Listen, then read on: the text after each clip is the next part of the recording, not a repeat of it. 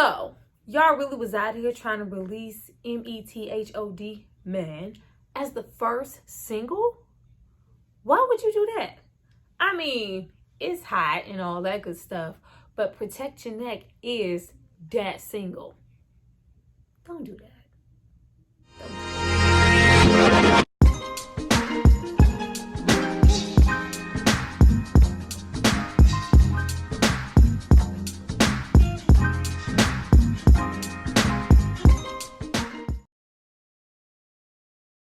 Hi you guys, welcome back to my channel. It's Tyra here with another struggle review, here to discuss episode 6 of Wu-Tang Clan The American Saga, Protect Your Neck. Now I think I can speak for everybody when we say that between last season and this season, this was the episode that everybody was waiting on. You know, when she pops off. Before I get into what I loved about this episode, the graphics in this episode, the, story, this episode was it. And also, other stuff in this episode, I need you guys to drop down and subscribe to my channel and like this video. I'm going to give you guys a moment to do that, and then we're going to come back and discuss all things, feeling mad hostile, wearing an apostle, flowing like Christ when I speaks the gospel. Yeah, we gonna get into that.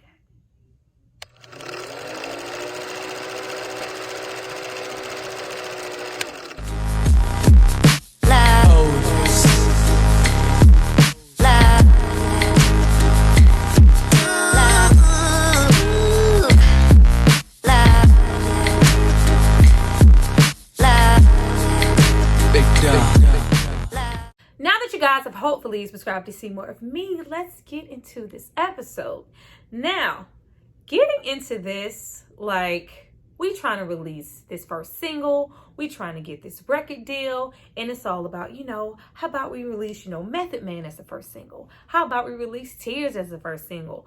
I am so glad that RZA was mindful enough to make sure he included everybody on the track. Imagine their first real big single being Method Man or being Tears.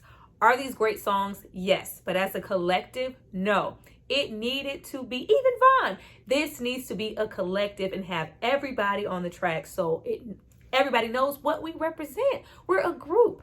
If they would have released it, I would have thought, oh, Wu-Tang is Method Man. His name is Wu-Tang? Oh, okay. So glad they didn't do that. But we get to go on this journey, this whole episode with RZA on this time crunch. We only have, enough for this much studio time. We need the single at this time. It needs to play in the clubs. We need to be able to, give it to the execs at this time. We don't have time to play around with you, Bob. He's like, no, it's not Tears. It's not Method Man.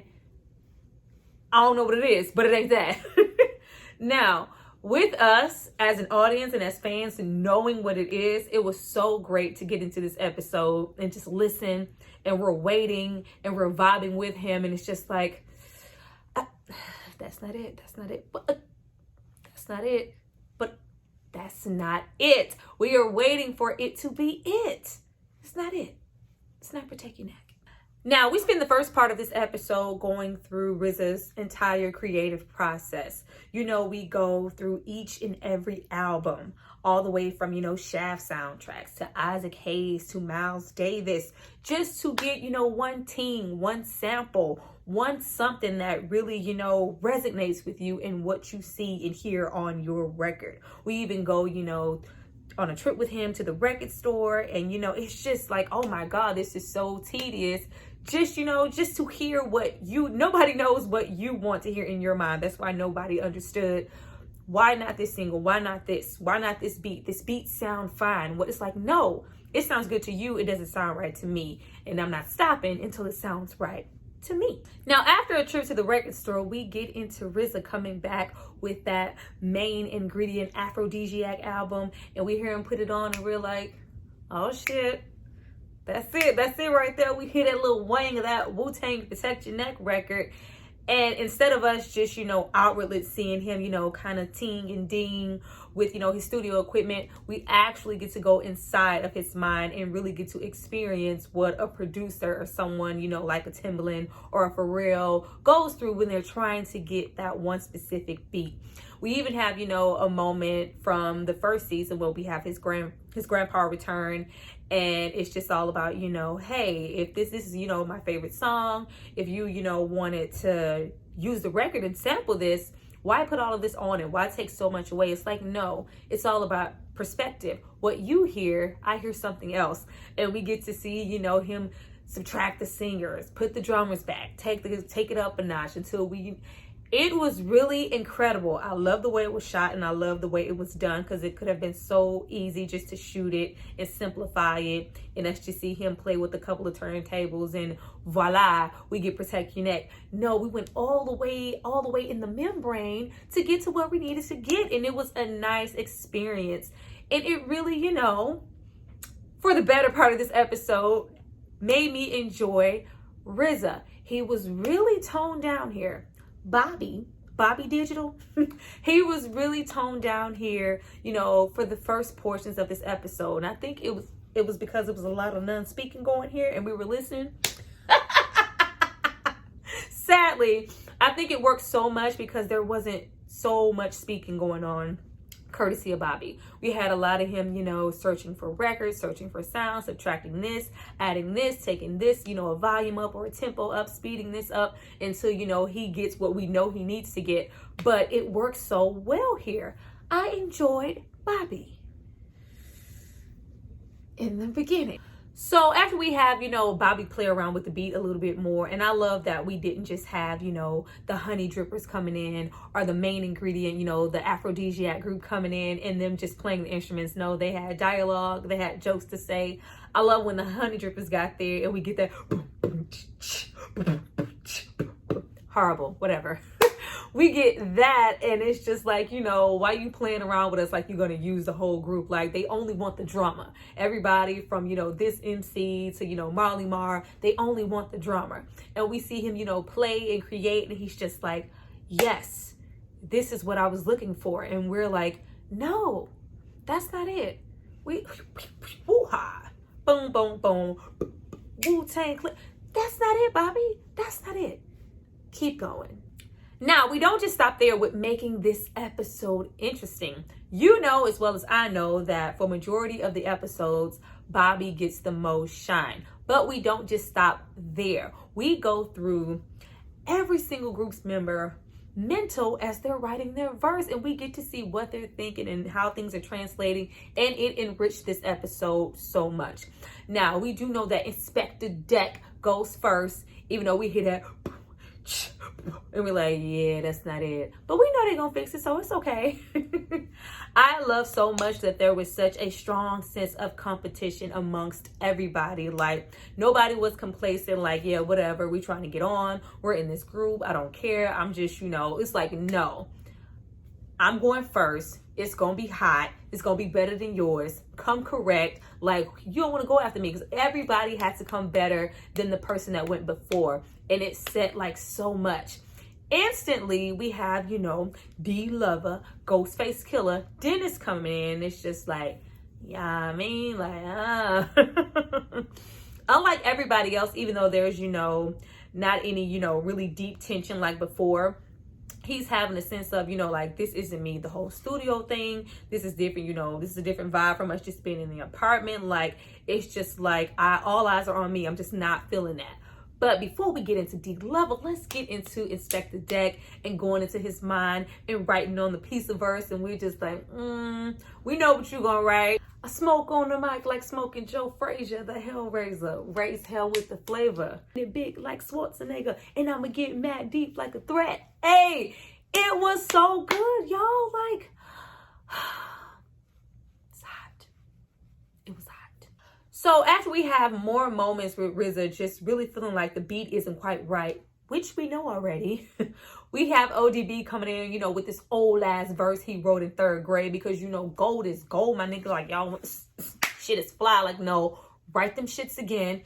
we coming up with fresh material. We get more into Ghostface Killer's mind, and unlike everybody, you know, who is bright, it's white, it's shiny, it's fresh, they're ready to go with their verse, he is feeling inadequate to everybody else in Wu-Tang. Like, I don't feel like my verse levels up, especially as far as Raekwon is concerned, because it's just like, you know, hey nigga, you ain't shit. Like, it's like, I'm not feeling this. I'm not, like, this is not my zone. I'm not. It's like, what, Ghostface? Really, dog? You thought you weren't measuring up? You are Ghostface Killer. I love Ghostface. Delivery, like, everything is, like, so elaborate. Like, he has that voice that if you hear, a lot of them have that voice, but it's just like, when you hear it, you know it. It's just so, it's like butter, you know? Like, I love it. So I was like, really? You was feeling like your shit wasn't going to level up? We know it was. And then, you know, we have Bobby on the sidelines, like, you ready to go? You ready to go? Like, are you ready to go? Is your verse finished yet? And it's just like, no, it's not finished. And we know it's not finished because we know when he goes on the song. It's not finished. So after we leave, you know, it's the Method Man for short, Mr. Meth. Move it on your left, ha, and set it off, let it off, get it off like a gat. I want to break foot, cock me back. Soft change, they putting change in the game. I take frame and blow a nigga out the frame. And like fame, my style will live forever. Niggas crossing over, but they don't know no better. But I do. Whoa, can I get a switch? Want respect due from my 1-6 rule. I mean, oh, yo, check out the flow like the Huntsman on PCP. When I'm busting niggas off because I'm hot like sauce. The smoke from the lyrical blunt make me oh, okay, I'm sorry. You know, I had to, it was necessary, okay? I was vibing with the episode, but we get into, you know, D-Lover, and I'm like, y'all just took over the girlfriend apartment. They coming out the bedroom. The baby's there. We warming up bottles. He's, you know, steady working on his verse. I'm like, where is Vaughn and his girlfriend? Y'all just took the apartment. That's what we doing. Overstand, you're welcome. We get more into Bobby trying to mix and master the verses, and it's just like, it's not sounding right. And I really love, you know, what he chose to enhance on everybody's verse, because he's like, everybody needs to shine here. So certain things like, oh, you know, like, let's enhance those things. Ow, here comes my Shaolin style. True, you know, we had to, I take change, but we needed to enhance certain things. Everybody needed to pop off. Like, it's really incredible to see how it was working for him and how his brain, like, how things tick in RZA's mind. He is a really great producer. So we get into more of RZA trying to find that beat and find that melody and mesh everything together. We get more, you know, combativeness as far as the honey drippers and the, you know, Aphrodisia, everything, you know, just kind of mixing together, and it's just not really working. And you have meth all on, and it's just like, everybody, you know, coming together, it's not working. We even have you go, ooh, I grab my knife, get swole. Ow, here comes my Shaolin style. To you, my crew with the it's like, y'all really gonna do you God dirty. Now, we all know, especially if you're a Wu-Tang fan, the whole rift between RZA and you God, and you God feeling like RZA ain't shit. Like, I'm like, they gave you. I just think it wasn't working because we don't really hear from You God a whole lot as a character, and of course we're not. So just to have him pop up, you B-A-B-Y-U. But we get that. We get more, you know, Dennis, like, to see Ghostface Killer here and see how, you know, shy he is. And I'm really interested to see the journey that these characters go on. Hopefully, you know, being that, you know, we get more seasons, just to see how they got to, you know, Ghostface Killer is so loud and out there and flashy, like everything about him now. And, you know, even it just screams, look at me. So to see him just kind of be shy, and, you know, I'm not just trying to, who the fuck is Ethan? I'm not trying to rap in front of Ethan. Like, I'm not trying to, like, I just want to be, like, really? You was all chill? Like, even that, and even just to, you know, go from the ODB that we know here, the fun, you know, that ODB, all the way to, you know, he got more into drugs and, you know, that behavior that was going on.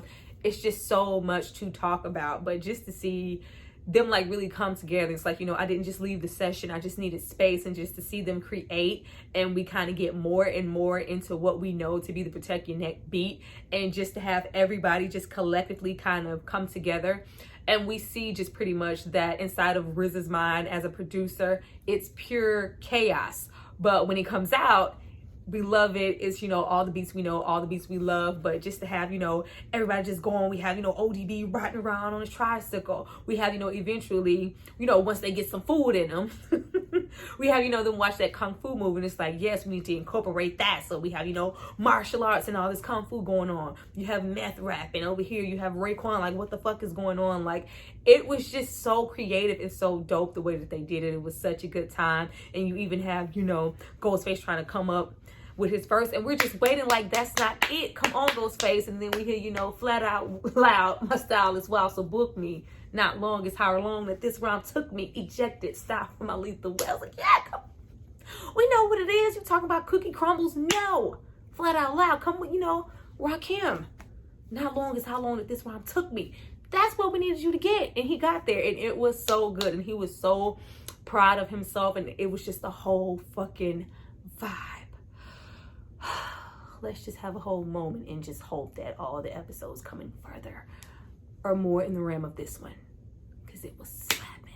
Now, after we get everything together, you know, we get that doom doom doom doom doom, like, oh, there we go. That's what we have been waiting on. And you know, we even get, you know, Dennis delivering the way that he needed to, and we got that verse. Even, you know, everybody pretty much delivered here. Of course, Shamik Moore is going to shine every time. ODB is going to shine every time. Even Dave East as Meth, even though I want more from him and a lot more grimy, his delivery is very, you know, resonant. It's very, very Meth. Inspector Deck, I have seen a couple of comments saying that they miss, you know, Joey Badass's portrayal of Inspector Deck. But the actor that they have here, I really don't mind him. I think he does a really good job giving us Inspector Deck. Him with that spray can this episode, that shit was slapping. Even, you know, BABYU to my crew with the so they did You God dirty. Even You God, you know, was giving a little bit of You God. And of course, like I'm sure you guys were, I was waiting, you know, for Bobby to drop his verse. And I mean, feeling mad hostile, wearing her apostle, flowing like Christ when I speaks the gospel, slow with the holy road, then attack the, like, give me, like, I just wanted so bad for him to just really cut loose and try to give us a different, like, this is when we want you to give us some dialect. Like, I needed him to feel like, you know, with RZA, it's like he's holding spit right here, point blank, yo, chill with the feedback, like, we needed some spit. It's 10 o'clock, ho, what the fuck she'll see that? We needed some spit to fly on the mic. And it was not flying, of course, for Bobby Digital.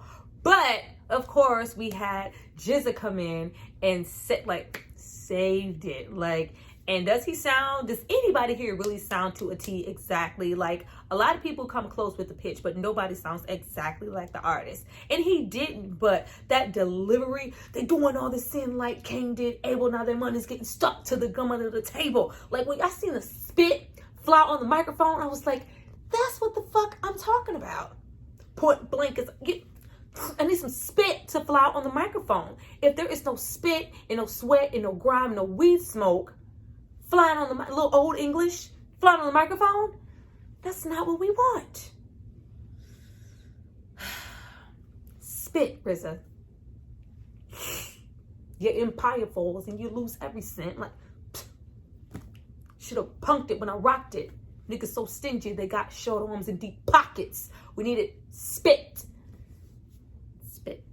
Now we end off this awesome episode, you know, with everybody being excited for the beat change and everybody really amped about that verse, just all this positivity and anticipation for what's about to happen. Even Von and Power are like, this shit is dope, it's new, I've never heard it, we about to blow up, you know what I'm saying? Very, very good. We even end off, you know, with that really great, you know, that 36 Chambers, that album cover on the chessboard and everybody there, like, we're coming, like, it's like we're really reaching where we want to go with this show and getting, you know, to those heights that we want to see. We want to see what went on then, you know, before everything fell apart.